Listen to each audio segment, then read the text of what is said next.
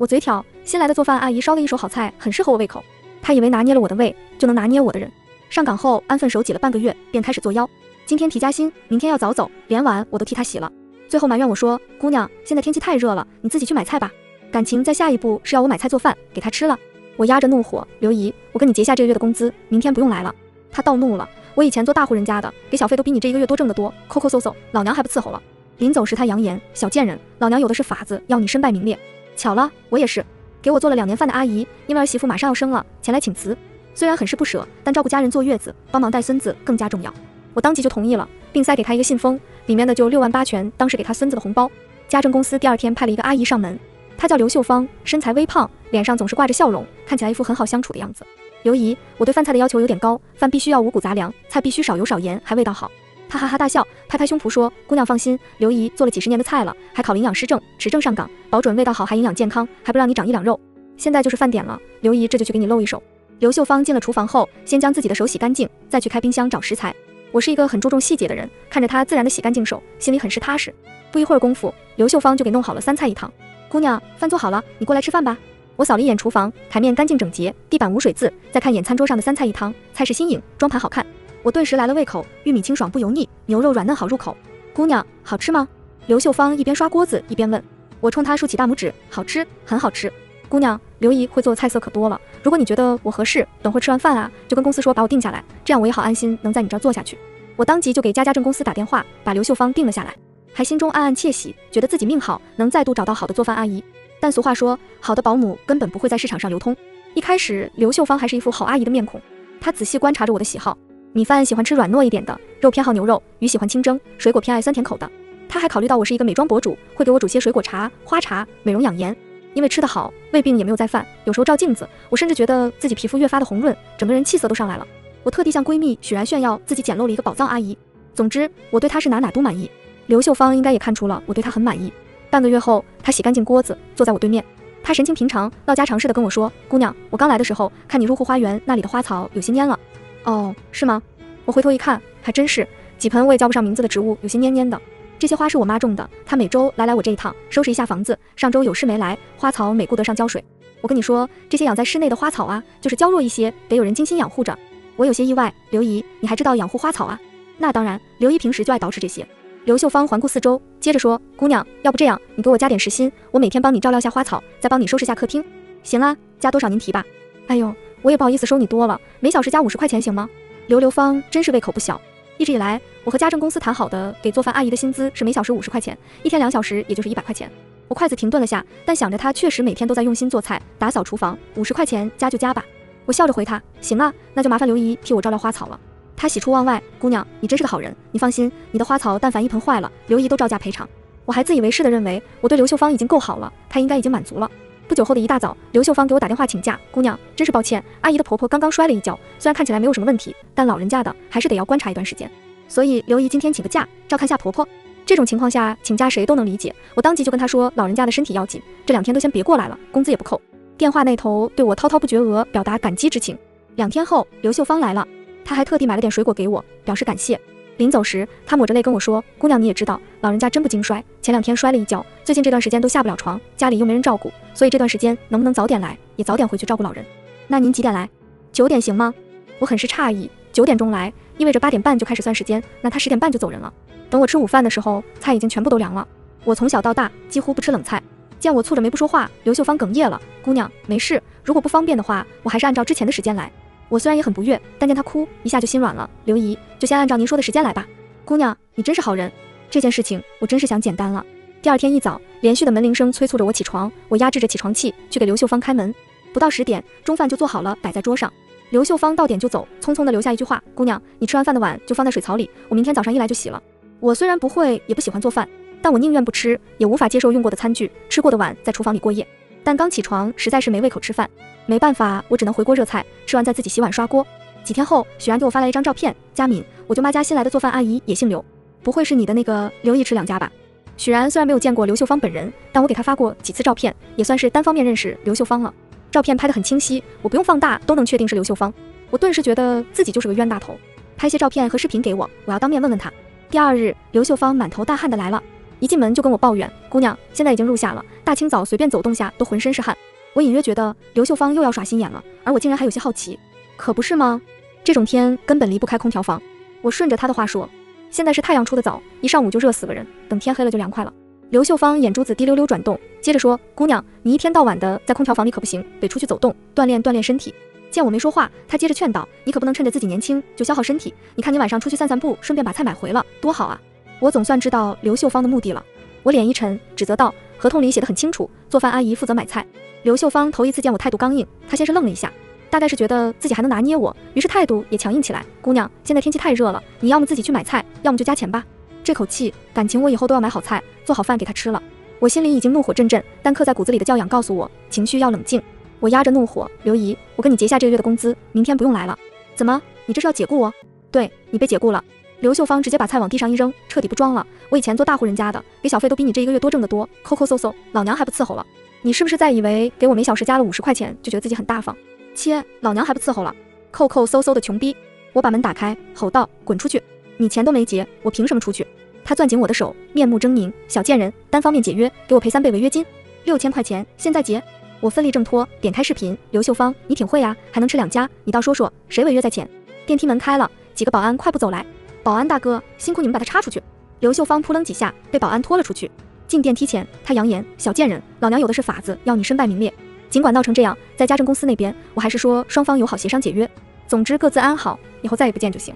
我是好心好意，但人家未必领情。第二天，家政公司的赵经理打来电话，态度还算好，但字里行间都在指明我单方面没有按合同的要求，提前半个月和刘秀芳正式提出要解除雇佣关系，希望我能秉持契约精神，不说按照合同上要求的赔偿3倍违约金，但至少要支付给1倍违约补偿。我当时就来火了，当天的美妆视频都没心情录，直接去了家政公司。我把事情的经过一五一十的告诉张经理，并且把许然发给我的刘秀芳一个时间段吃2家的视频给他看。张经理对我连连认错，赵小姐，我们在没有事先了解清楚情况下，只听信了刘秀芳的一面之词，就误会您违约了，对此我们向您道歉。我们给您免3个月的佣金，您看是否满意？我盯着新做的美甲，一字一句地说，我不满意。我算是明白了，对于刘秀芳这种人，如果一味的忍让，只会让她觉得我好欺负，然后一而再三的得寸进尺。我每天忙得很，没时间理会她的这些破事，所以今天必须把这件事情了结了，也让她知道我的忍让是有限度的。张经理处事不惊，赵小姐，您想怎么处理这件事情？我正襟危坐，一顿输出。刘秀芳私下让雇主加钱，让雇主吃冷菜洗碗，更是违背合同吃2家，态度还极其恶劣，甚至诬告雇主。你觉得他适合做一名家政服务人员吗？张经理稍加思索，他这么做确实挺失职的，但他本性不坏，做事也利索，要不您再给他一次改正的机会。我其实也没想要他真的丢了工作，那就让他把在我这里拿的工资全部的退给我。张经理见我来了点情绪，好的，我们这就去处理。张经理，麻烦你警告刘秀芳，不要再给我整什么幺蛾子了。说幺蛾子，幺蛾子到。当天下午，刘秀芳打来电话，破口大骂，小贱人，你去找张经理投诉我了，居然还有脸要我把工资全部退给你。刘秀芳，我投诉你理由正当，要你退工资也理所应当。贱货，你怎么不去死？我刘秀芳今天就把话撂这里了，退钱没门，除非我死了。我也不是吃素的，冷冰冰的警告他，我限你3天之内退钱，否则我去法院起诉你。一听到要起诉他，声音逐渐变得尖脆起来。好啊，你诉求啊，老娘怕你不成。我几乎已经想象出他那副吃人的嘴脸。在他新一轮咒骂开始前，我挂断电话，将他拉黑。我气不打一处来，打电话给家政公司，张经理，我限你3天内要刘秀芳退还工资，否则你们家政公司和刘秀芳我一并起诉。赵经理安抚道，赵小姐，您放心，我们已经在加急处理了。我低估了刘秀芳的能耐。当天晚上，我在做直播，在线教粉丝化妆，突然涌进来一波人，在评论区发恶评，不要脸的女人，私下里欺负保姆，还逼着家政公司开除人家，你好狠的心呐！卧槽，你还有脸威胁保姆把工资全部都退给你？穷成这样，怎么不把你身上的2块布给当了？天哪，遇到这种人，保姆实惨啊！粉丝不明所以，连忙问道：卧槽，什么情况？你们骂错人了吧？指路某抖直播间，大家快前去保姆刘秀芳的直播间，认清这个蛇蝎女人的真面目。态度恶劣，建议全网封杀。原来这就是刘秀芳所说的回我的法子。我冷静地解释，我和刘秀芳确实有些私人恩怨，她现在说的未必属实，我一定会还原她真实的情况，请大家相信我的为人。我的3言2语无法平息众怒，随着涌进直播间的人越来越多，评论区的骂声越来越大，我留下一句正义虽迟但到，匆匆忙忙下播了。许然掐着点打电话来，佳琪，你知道吗？刘秀芳在某抖直播诬陷诋毁你。我点进刘秀芳的直播间时，她正在哽咽地说着给我当做饭阿姨的经过。赵佳琪吃饭是你们根本想象不到的挑剔，所有的菜不仅不放油不放盐，而且什么调料都准不放，还要我做的好吃。你们说说，这清汤寡水的东西，我就是厨神在世都没办法弄得好吃啊！更过分的是，她心情好吃几口，辱骂我几句，要是心情不好，直接拿东西打我。说着，她掀起了自己的上衣，露出腰后的淤青。这还算轻的，她还有次直接抄起桌上的碗砸我，我胸口现在都疼。评论区有同情的，有骂我的，甚至还有人有支持他弄死我。刘秀芳抹了几把泪，我真的是没办法了。直播之前，家政公司的张经理还打电话过来，逼着我把在赵佳琪那里领的工资全部还回去。我们家条件本来就不好，我老公在外面做苦力，我婆婆前不久又摔了，现在还在床上下不了地，我只能趁着中午出去给人当做饭阿姨。刘秀芳的伪装技术一流，初见时的慈眉善目，让我相信她是一个好保姆。现在镜头前的楚楚可怜，让观众相信她真的遭了我的欺辱。不得不说，她确实有能让人一眼就信服她的能力，尽管这张人皮底下装着的尽是欺骗与虚伪。许然问我，佳琪，他这么回你，你要怎么办？暂时不怎么办。我知道一个道理，水涨船高，足以弄潮，可一旦人潮退去，轻则摔他个鼻青脸肿，重则摔得粉身碎骨。且等着吧。托刘秀芳得福，我一晚上喜提3个爆款热搜。井号网红赵佳琪的井号，井号网红赵佳琪殴打保姆并要求其退还工钱，井号保姆含泪控诉前雇主，井号每个热搜下面10几万条谩骂与指责我的评论。这年头真是什么垃圾都当网红啊！一个小小网红这么嚣张，居然不把人当人看。我看了保姆的控诉，身上多处淤青，这名网红犯法了吧？建议严惩。网红的收入不比208低吧？当地税务局查他偷税漏税啊！并且还有大 V 力挺刘秀芳，为他发声谴责我，要求我公开道歉，祈求的原谅。许然在我身边愤愤不平，马德，这些人明明什么都不知道，只听信刘秀芳的一面之词，就认为你是恶女，他们凭什么？还骂得这么难听？他们从来都不用凭什么，也不用知道真相，因为这些对他们来说都不重要。而且我有直觉，现在刘秀芳的背后肯定有团队在运作，不然仅凭她一个人是无法在短时间内掀起千层波浪。她一个普通的保姆，怎么找到团队的呀？我摇摇头，我不知道。不过这个不重要。那什么重要？不能让她就这么毁了你呀！她毁不了我的，毕竟我手上有证据。但要在短时间内扭转局面，就要寻找一个突破口，或者说一个能让我发声的时机。在如今这个社会，有热度的地方就有江湖。有网红为了蹭热度，特地找到了我以前的保姆陈怡，做起了直播。网红正义凛然地对着镜头说，最近美妆博主赵佳琪和保姆刘秀芳一事闹得沸沸扬扬，我特地找到了赵佳琪的前任保姆，让我们再深度揭露一下赵佳琪的为人。镜头给到了陈怡，主播安抚道，陈阿姨你别怕，想说什么就说什么。此时直播人数已经破100万了，底下一群人支持陈怡发声讨伐我。面对摄像头，一向内敛的陈怡眼神极其的坚定，她声音洪亮，赵佳琪是我的前雇主，我给她做了2年饭。赵小姐她人很随和，待我特别好，吃东西不挑剔，我做什么她吃什么，而且每个月除了给我发工资，还会有额外的奖金。画面开始晃动，听到有人小声的警告，他妈的，谁让你这么说的？陈怡抢过直播手机，语速飞快，我辞工的时候，赵小姐还给了一个6万8的红包，她是被冤枉的。画面黑了，彻底没有了声音。有人发出疑问，什么情况？到底谁说的才是真的呀？我好像还听到有人警告陈阿姨不要乱说话。卧槽，难道事情就要出现反转了吗？陈怡的一段话像一颗铁钉钉在石板上，立刻出现了一道细小的裂缝。我嗅到裂缝中迸发出一缕清风，在一点点地吹散污言秽语。时机到了，我要开始反击了。我紧随其后，在微博上发布了一封律师函，明确指出刘秀芳在某抖直播间恶意编造并广泛传播虚假信，对我的社会评价造成了极其恶劣的影响，严重侵犯了我的名誉权。现要求刘秀芳停止对我的一切诋毁行为，并且在3天内在公众平台上发布公开道歉声明，澄清事实。同时，鉴于此次影响特别恶劣，还需依法赔偿我的精神损失费。1分钟后，我发布了另一条微博，艾特了20个在网络上舞得欢的博主以及力挺刘秀芳的大 V， 配文已取证，你们且等着。消息一出，微博上立刻炸开了锅。虽然谩骂我的人还是不在少数，但我渐渐地听到了不一样的声音。赵佳琪这么刚，会不会真的有什么隐情啊？毕竟之前都只有保姆的一家之言。我看了小赵这么期美妆视频，真情实感地觉得他是一个很温柔的人，期待反转。许然翻着评论，嘴角终于有了点笑容。佳琪，这都好几天了，终于有人为你说话了。他接着问道，刘秀芳那边有动静了吗？我把他移出黑名单，笃信道，还没呢，不过也快联系我了。我相信现在事态的发展已经超出了刘秀芳的想象范围，毕竟他违约在先，而我手里有他的把柄。他起初开直播，一是咽不下那口气，二是想争取舆论的支持，达到不退钱的目的。大几千块钱对于普通人来说也不是一笔小数。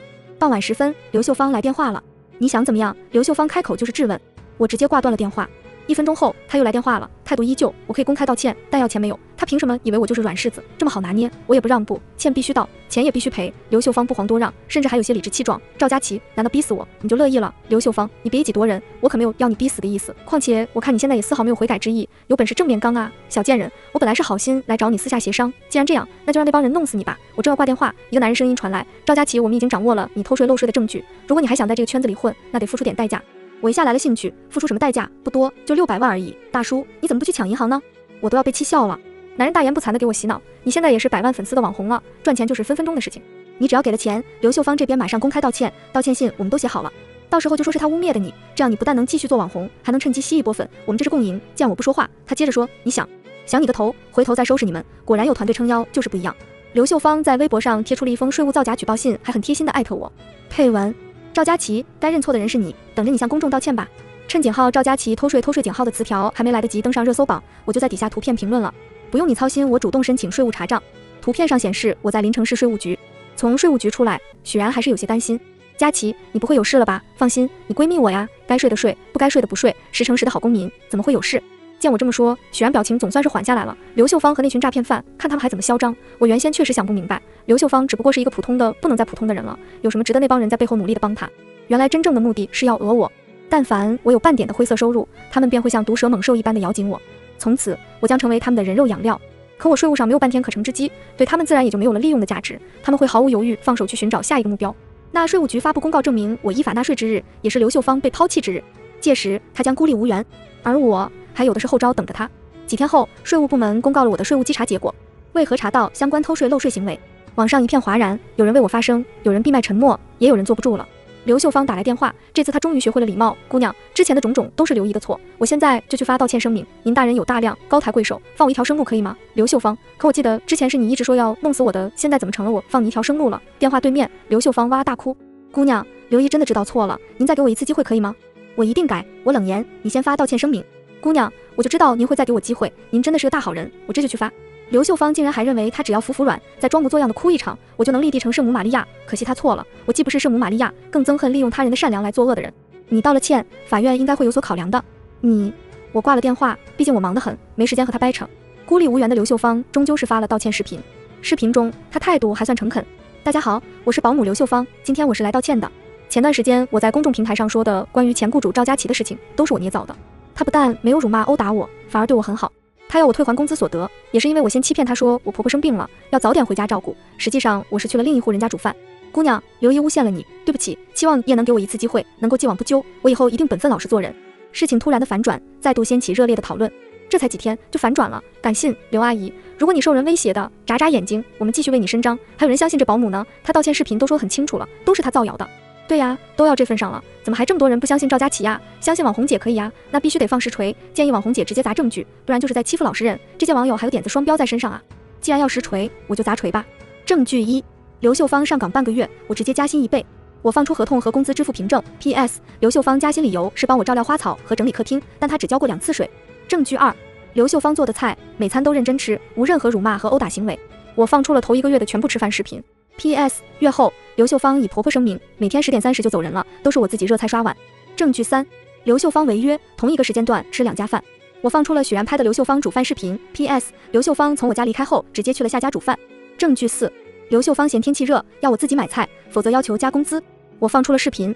证据5：他跟家政公司经理诬陷我单方面解约，要找我索要3倍赔偿。我放出了通话录音。要锤的锤，这下吃瓜群众的态度终于一边倒了。乌泱泱的一帮人跑来我微博底下道歉，以及宣泄被刘秀芳欺骗的愤怒。当然，大众最关心的问题是我是不是真的要放过刘秀芳？我言简意赅，不放过。下面盖起了高楼，力挺博主拿起法律的武器维护自己的名誉。许然这下终于看舒服了，眉开眼笑的问我：佳琪，接下来要做什么呀？我也看爽了，笑眯眯的告诉他，粉丝都在催更了，当然是要去录美妆视频了。话说你最近涨了多少粉丝啊？许然追在屁股后面问。不多，才300万而已啦，托刘秀芳的福，我最近咖位暴涨。这么说的话，那以后商务摩多喽。许然兴奋地跳起来。还没呢，金主爸爸们估计还在观望中。许然有些不明所以，现在网上对我赞誉不断。我人美心善的人，设立算是稳稳的，而且现在已经是热度顶端的优质网红了，怎么金主爸爸们还观望着不来砸商务呢？因为他们在等一场司法判决。那你什么时候起诉刘秀芳？很快，半个月后，临城市中级人民法院正式开庭审理赵佳琪起诉刘秀芳涉及名誉权侵权一案。被告席上，刘秀芳垂丧着头，她终于意识到事情的严重性了。因为我提供了大量的证据，而刘秀芳基本上是空口无凭，法院很快结案。法院判处被告人刘秀芳停止侵权，并公开赔礼道歉，并给付精神损害赔偿金8800元。这8800元就是我支付给刘秀芳的工资。一拿到法院判决结果，我就在微博上公开发布。这次我做到了为自己证明。8800元你打算怎么办？许然问道。别急嘛，我再度发布一条微博。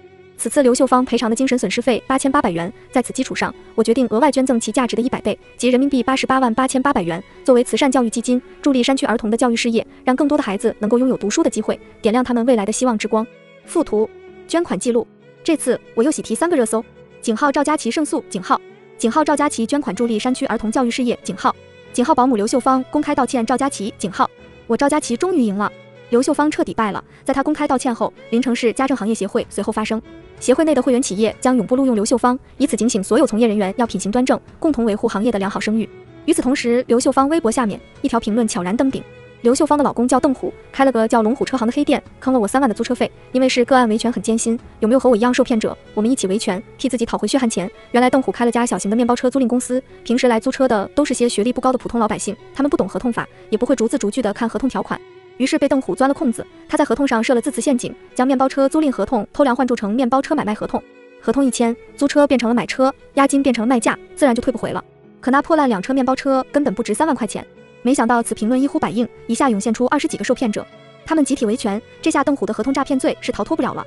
法院判决，邓虎不但要全款退回3万块钱的租金，还额外补偿给每个受害者30%的损失费。不过他没损失太大，收回了20几辆破烂面包车而已。